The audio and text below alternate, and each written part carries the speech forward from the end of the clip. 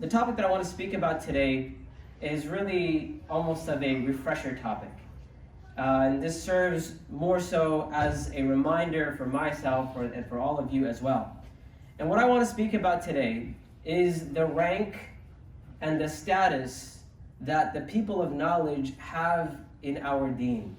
Or we can say the scholars, the status and the rank that Allah subhanahu wa ta'ala has given to them.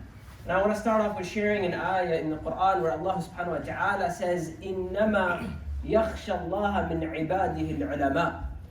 And I want to explain this just a little bit. So to start off, the word إِنَّمَا, what this is really saying is, we can think of it as only and only. إِنَّمَا, only and only the ones who have the true khashya of Allah. And this is the fear and consciousness of Allah. إِنَّمَا يَخْشَى اللَّهَ مِنْ عِبَادِهِ, from the servants of Allah, al-ulama. So Allah is saying here in this ayah as if it is only and only the scholars who truly have the khashya of Allah.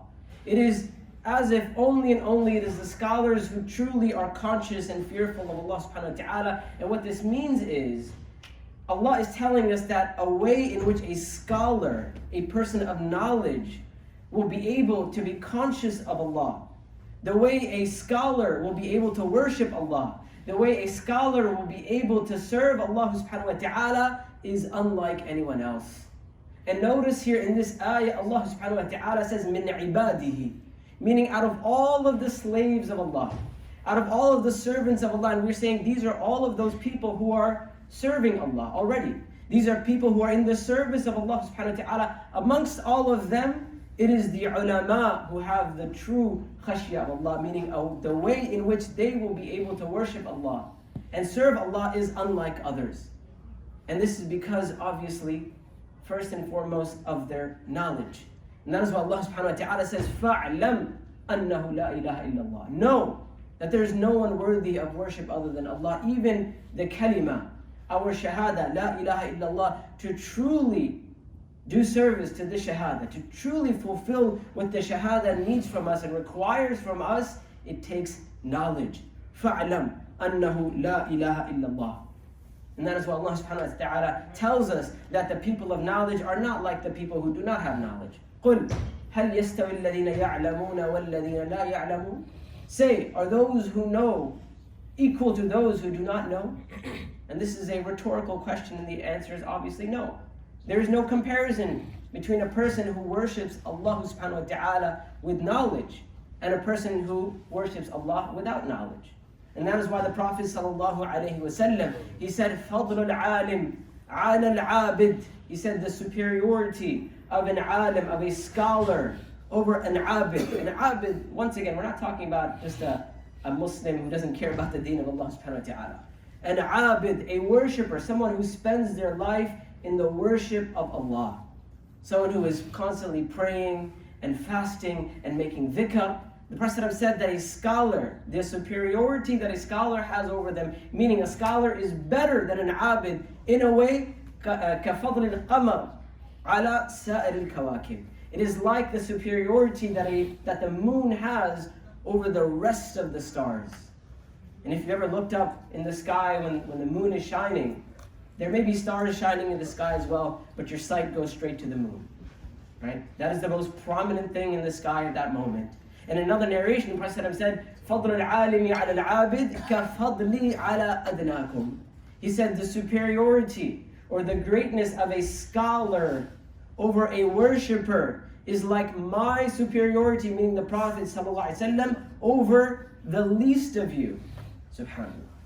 Can you imagine how the Prophet ﷺ compares to the least of the believers? As people of Iman, we have no doubt in the superiority of the Prophet ﷺ. And compare the Prophet ﷺ to the one who is the least amongst the believers, it becomes very vivid for us. We understand the rank that the scholars have in Islam. The place that Allah subhanahu wa ta'ala has given to the scholars in this religion. And truly, as the Prophet ﷺ told us, that those who carry on the job of the prophets are the scholars. Those who have taken on the mantle of delivering the message of Islam are the scholars. And this is why the Prophet ﷺ, he said, إِنَّمَا الْعُلَمَاء إِنَّ الْعُلَمَاء وَرَثَةُ الْأَنْبِيَاءِ. He said the scholars, certainly the scholars are the heirs of the prophets, the inheritors. Those who inherit from the prophets are who? The scholars. Because as the Prophet ﷺ said, the Anbiya, they don't leave behind a dinar or a dirham, meaning wealth and property. This is not what they leave behind. يُوَرَّثُ عِلْمًا. They leave behind knowledge to be inherited. And that is inherited by the scholars. The scholars are the one who have taken on the mission of learning the deen of Allah, learning what the Prophet ﷺ taught this ummah for us to worship Allah and to carry on and to deliver that message. And truly what we're talking about here is that a scholar is a person who has made the conscious effort to dedicate their life to learning the deen of Allah. And that's why I don't care what a person has learned, right? A person can be a neurosurgeon. A person can be an astronaut. And they have put in countless hours and they have done all the work in the world, and they're like the smartest person and so on and so forth. Their knowledge will never compare to the knowledge of a scholar. And not to say that obviously people who study for their profession, they cannot be rewarded by Allah. Of course they can. A person becomes a doctor with the intention of providing for their family and helping the community and so on and so forth. Inshallah, they have their reward with Allah. Right? A person who becomes an engineer with a good intention, of course they can be rewarded for their intentions. But a person who becomes a scholar, their intention is to inherit from the Prophet ﷺ. A scholar, their intention is to learn what the Prophet and the Prophets have left behind in order for us to make it to Jannah, in order for us to make it to paradise. This is the path that a scholar, that a person of knowledge, a student of knowledge has taken upon. That is why we cannot compare the two. We cannot compare the life of a person of knowledge and someone other than that. And this is why the Prophet ﷺ, he said, مَنْ سَلَكَ طَرِيقًا يَلْتَمِسُ فِيهِ عِلْمًا سَهَّرَ اللَّهُ بِهِ طَرِيقًا إِلَى الْجَنَّةِ. That a person who takes a path in search of knowledge, Allah will make their path to paradise easy. So while the rest of us were spending days and nights and hours and months working for this dunya, getting our degrees and our education and so on and so forth, the person of knowledge was spending years learning the deen of Allah subhanahu wa ta'ala. That is the rank and the merits and the blessings that Allah subhanahu wa ta'ala has given to the scholars. Now the problem is, my brothers and sisters, that as I say this stuff, in our minds we begin to think that these people who I've just spoken about have to be perfect. That they have to be those who do not make mistakes, those who do not err, those who we will have to agree with. And so what happens? The moment we disagree with someone, the moment we say, I don't know if what he's saying, it doesn't work with me. That's not my understanding of the deen. I don't know if I agree with the stance that the scholar has taken or this person of knowledge has taken. For us, we automatically take away the rank that Allah subhanahu wa ta'ala has given to the person of knowledge. When the reality is that every single human being will be correct sometimes, and sometimes they will be incorrect. Sometimes they will make mistakes. There is no one other than the Prophet ﷺ who we can say did not make a mistake. And we can say that everything that he has brought us is crystal clear. And we'll never have any issues. The scholars, even though they are scholars, they will err and they will make mistakes. But that does not affect the respect that we have for our scholars. And that is why the Prophet ﷺ, he told us of this very issue. He said, إِذَا حَكَمَ الْحَاكِمْ فَاجْتَهَدْ وَأَصَابْ لَهُ أَجْرَانِ.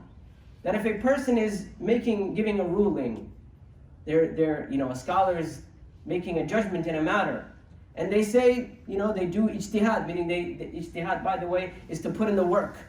The work means, hey, I spent X amount of years studying the deen of Allah, memorizing the book of Allah subhanahu wa ta'ala, learning the sunnah of the Prophet sallam, studying the science of Islam. All of that is a precursor to ijtihad. Now they have the ability to make the ijtihad and they put in the work with sincerity. Prophet said, if this person makes a judgment with ijtihad and they are correct in their judgment, meaning a scholar says, you know what, this is my opinion, and they are correct in their opinion, Prophet said this person is rewarded twice.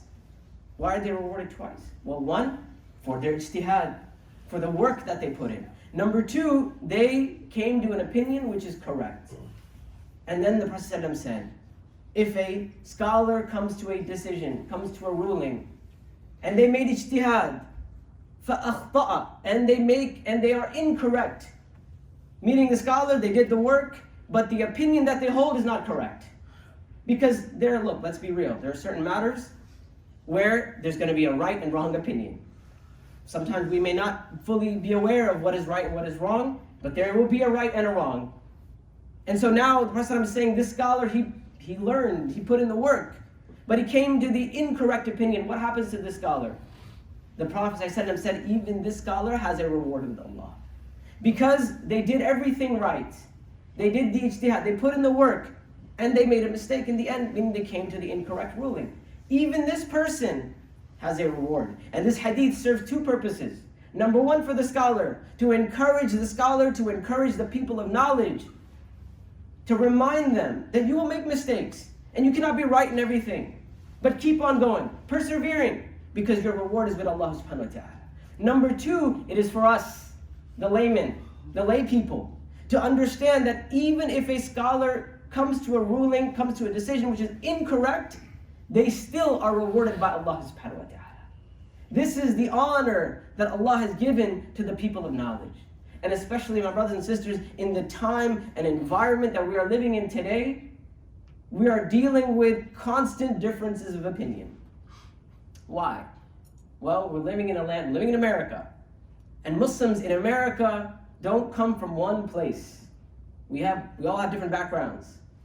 Someone comes from Pakistan, and someone comes from Egypt, and so on and so forth. Someone has born, raised in America. We all have our different backgrounds.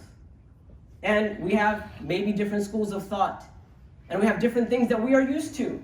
Right? When someone grows up upon a certain opinion, in their mind, that is Islam. Their Islam is defined by how they grew up. Oh, my parents did this, and this is what my grandparents did, and this is what their teachers taught them, and that has to be the haqq. That has to be the truth. And everything else, I don't know about it. So we all come from different backgrounds, but the test that Allah has given to us is that we all are in the same place now. We're all living together. We're praying together. Most of us, a lot of us, alhamdulillah. And we're forced to work together and to work with one another. So the question we ask ourselves is, can we work together despite having these differences? Can we work towards a common goal? And every single person sitting here, by the way, I believe we have a common goal. We are invested as believers in this community. We're invested in the future of this community, not only for ourselves, but for our children. And so on and so forth. So we want khair and we want goodness.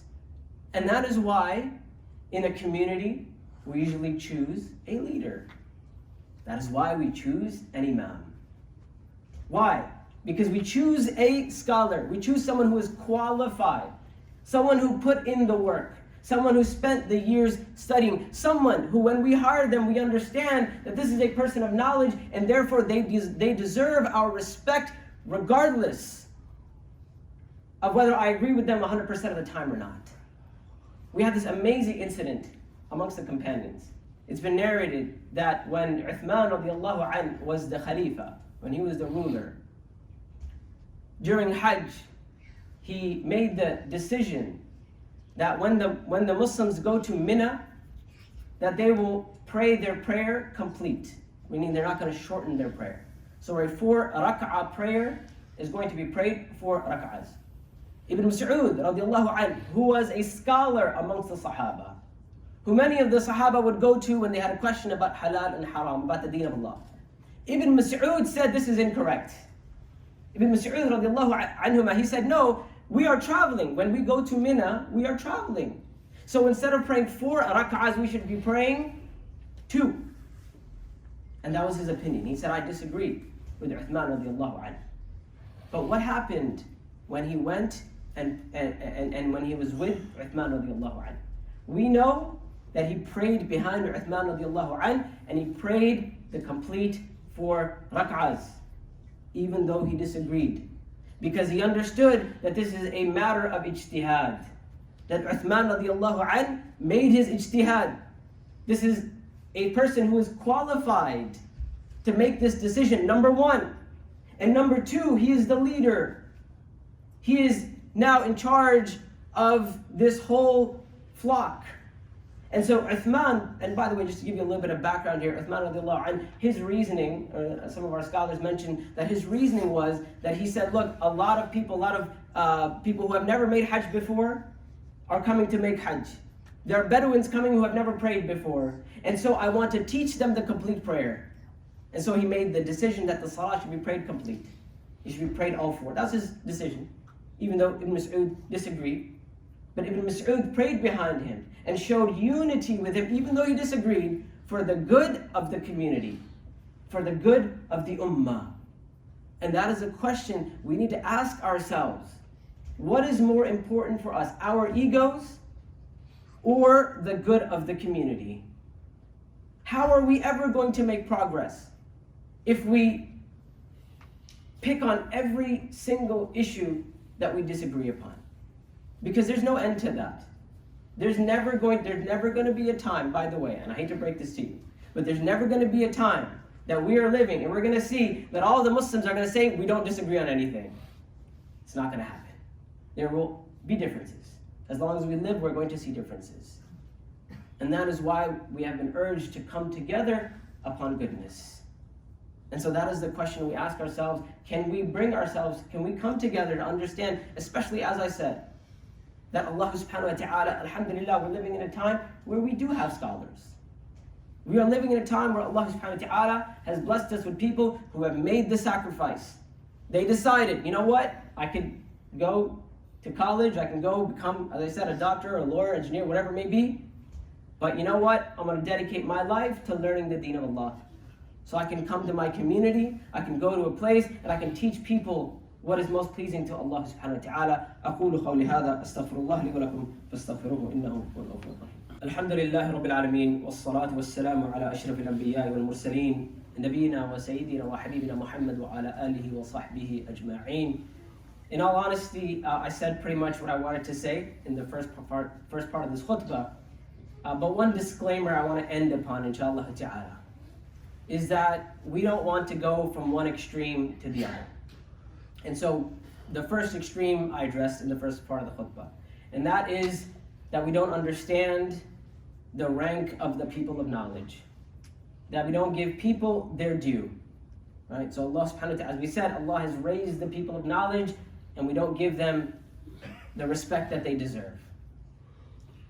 The other extreme, by the way, is to go in the other direction, and is to say, once there is a person of knowledge that I respect and look up to, they can never do any wrong. Meaning their word is the absolute word. Because that is not how our deen works. That is the other extreme.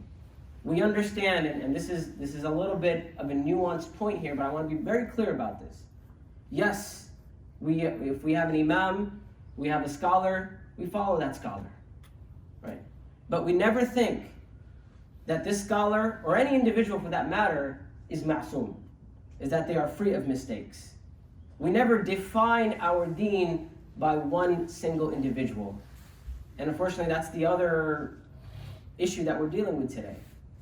Because people become well known, or we get attached to an individual, we make it that this person is the be-all and end-all of our deen. So even if they do something wrong, we go and justify that wrong. Right? And that is why the scholars of the past, they would say, Al-haq la yu'rafu bil-rijal, walakin al-rijal yu'rafuna bil-haq. That truth is not judged by men. Rather, men are judged by the truth. Meaning we don't take a look at an individual and say, everything he says is Islam. And that's it. No forward or back, no left or right, this is Islam. Rather, men are judged by what our deen has taught us. There is no one who is free from mistake. No one who is, we are all human beings. As Imam Malik, rahimahullah ta'ala, standing next to the grave of the Prophet ﷺ, as he said, كُلٌّ يُؤْخَذُ مِنْهُ وَيُرَدْ إِلَّا صَاحِبَ هَذَا الْقَبْرِ. He said, every single individual, we take from them and we leave from them, except the person who is in this grave, meaning the Prophet ﷺ. If the Prophet says something, that's it. سَمِعْنَا وَأَطَعْنَا. It's the end and that's it, خلاص. There's no discussion. But everyone else can be right and can be wrong. And unfortunately, in the times that we're living in, we almost take this all or nothing attitude towards people. Right? So either this person is 100% perfect, or we reject that person outright. And so especially in the times that we're living in, we have to understand that not every individual is going to be right in everything that they say. Even a person, I can, subhanAllah, tell you right now, think of the person that you respect the most. Someone who you say, this is the most knowledgeable person in the world, even they're going to make mistakes. And that's why if they do make a major mistake, then we don't say, no, this person has to be correct because they are so-and-so. Right? There's no obedience to the creation of Allah in the disobedience of Allah subhanahu wa ta'ala. Right? And that's why it is important that in these confusing and complex times that we learn to hold nuanced opinions. There may be a scholar, and I have scholars that I look up to, who I agree with 90% of what they say.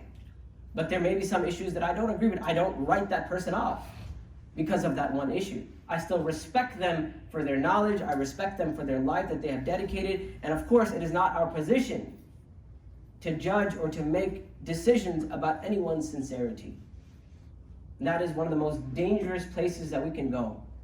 When we look at someone and because we don't agree with them or because we may dislike an opinion of theirs, we begin to think maybe they're not sincere. It is not for us to judge anyone's sincerity. That is only for Allah subhanahu wa ta'ala to decide and to know. And everyone obviously will take into account for what they have done in this life. So I ask Allah subhanahu wa ta'ala to give us the ability to appreciate the people of knowledge. And I ask Allah subhanahu wa ta'ala to give us the ability to recognize truth as truth and falsehood as falsehood. I ask Allah subhanahu wa ta'ala to make our hearts inclined towards the Quran and the Sunnah, and those that have taken it upon themselves, they've made it their life mission to learn and to teach the Quran and the Sunnah of the Prophet sallallahu alaihi wasallam.